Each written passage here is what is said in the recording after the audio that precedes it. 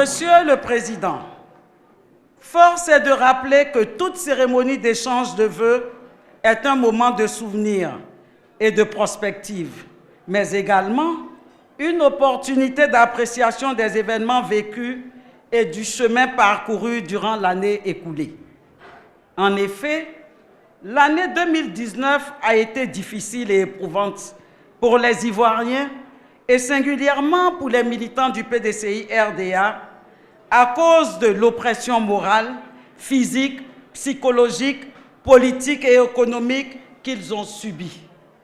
Cela s'est traduit par l'emprisonnement et la mort pour certains, l'exil forcé pour d'autres et le limogeage de bon nombre de nos cadres compétents de l'administration publique.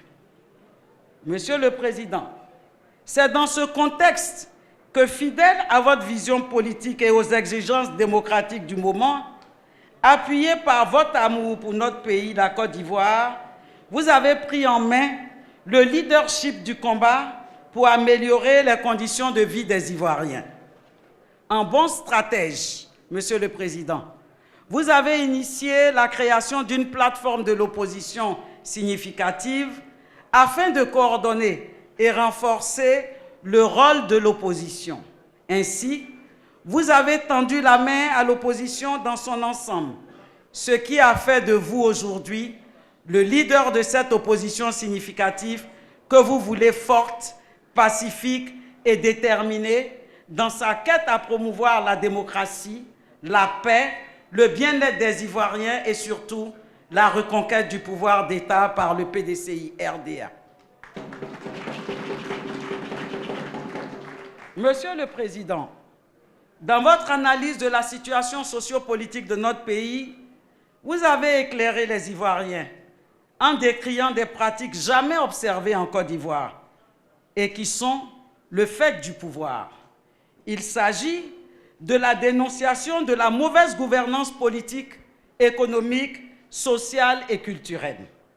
Cela s'est traduit par les affres de l'orpaillage clandestin, par l'augmentation du nombre de pauvres en Côte d'Ivoire, par une déficience de nos services de santé qui affiche l'une des plus faibles espérances de vie dans notre sous-région.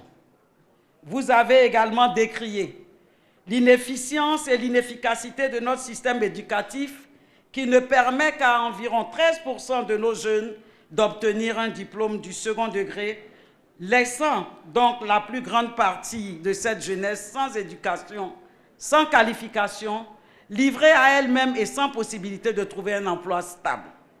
En un mot, vous avez clairement relevé les problèmes relatifs à la cherté de la vie et à la pauvreté quasi généralisée, à l'insécurité et à l'incivisme qui sévissent dans notre pays, au chômage et au sous-emploi des jeunes, à l'échec au niveau du processus de réconciliation et de cohésion sociale, à la justice qui est aux ordres du pouvoir en place. Pour ce qui est de l'élection présidentielle en 2020, vous avez pointé du doigt les dysfonctionnements et les non-conformités au niveau de la CEI non indépendante, au niveau du renouvellement gratuit des cartes nationales d'identité, qui devrait permettre à tout Ivoirien d'exercer son devoir civique, à savoir voter en 2020, au niveau de la révision de la liste électorale et du découpage électoral. D'ailleurs, à quoi sert-il de modifier la Constitution à 6 mois des échéances électorales, sinon de semer la graine de la violence? Nous observons et nous sommes confiants. Le PDCI-RDA, il faut le dire, ne l'acceptera pas. Et le peuple de Côte d'Ivoire ne l'acceptera pas non plus. Monsieur le Président, lors de votre discours de présentation des vœux aux Ivoiriens, vous avez instruit à l'effet de faire de l'année 2020 une année de lutte politique et d'action concrète. Vous avez également lancé un appel à la cohésion nationale et mis tous nos militants en ordre de bataille à travers des diligences bien précises que vous avez énoncées au cours du dernier bureau politique du PDCI-RDA. Monsieur le Président, comme vous l'avez toujours recommandé, nous nous engageons à encadrer, organiser et accompagner tous nos militants dans l'acquisition de toutes les pièces requises afin que tous puissent exprimer leur droit de vote lors des scrutins à venir pour la victoire du PDCI-RDA. Sous votre leadership, Monsieur le Président, nous prenons l'engagement 1. D'être vigilants sur le plan politique. 2. D'être mobilisés. 3. D'être solidaires, unis, disciplinés au travail. 4. D'être sereins et déterminés face aux intimidations et provocations de toutes sortes. Face au pouvoir RHDP unifié, sourd aux appels de l'opposition significative et dictatoriale dans ses actes, mais aussi qui ignore la taille et la force de l'adversaire tout en faisant fi de l'avis de la communauté internationale, des guides religieux, des chefs traditionnels et de la société civile, dans le seul dessein de se maintenir vaille que vaille au pouvoir. Nous, militantes et militants du PDCI-RDA, ne faillirons pas à nos devoirs militants.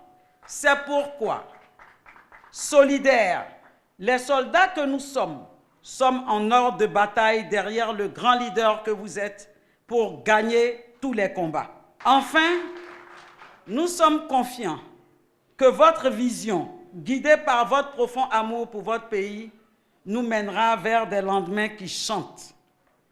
Monsieur le Président, tout en vous renouvelant notre loyauté sans faille pour relever avec vous les défis actuels et à venir, c'est avec une immense joie qu'à travers ma modeste voix, l'ensemble des militantes et militants du PDCI-RDA présentes, à vous-même, à Maman Henriette Conan-Bédier, appelée affectueusement Maman Sourire, notre icône de générosité et d'amour vrai, ainsi qu'à toute votre famille et à tous ceux qui vous sont chers, nos vœux les meilleurs de santé, de longévité, de bonheur et de prospérité pour cette année 2020.